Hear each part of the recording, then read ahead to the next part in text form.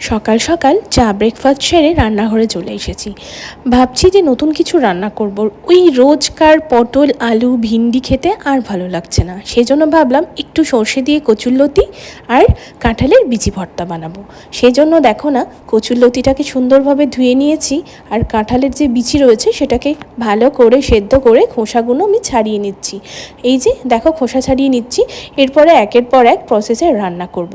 গোটা রসুন লাগবে, তার জন্য প্রথমে কড়াইয়ে তেল গরম করে কালো জিরে আর কাঁচা লঙ্কা ফোড়ন দেব। এর ওপরে কচুরলতি, একটু হলুদ গুঁড়ো, একটু নুন দিয়ে ভালো করে ভেজে নেব। এদিকে আমি কাঁঠালের বিচির প্রিপারেশনটা নিয়ে নেব। চলো, এইবারে একটু সর্ষে ওপর দিয়ে ছিটিয়ে দিলাম আর একটু সামান্য চিনি দেব, তাহলেই আমার কচুরলতি রেডি। এরপরে এটাকে একটু রসুন আর শুকনো লঙ্কা দিয়ে সাঁতলিয়ে ওপর থেকে পেঁয়াজ কুচোনো আর সামান্য একটু নুন আর লেবুর রস দিয়ে টক টক করে মেখে নেব। ভীষণ সুন্দর হয় খেতে। এদিকে আমি রান্না করব এবার বাগার দিয়ে গিলেমেটে।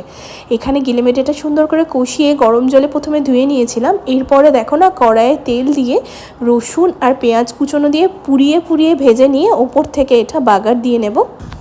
আমার সমস্ত রান্না রেডি। এখানে শসা কুচোনো, এখানে হচ্ছে কি কাঁঠালের বিচি ভর্তা, আর এখানে কচুরলতি সর্ষে আর বাগার দিয়ে গিলেমেটে। এই তো।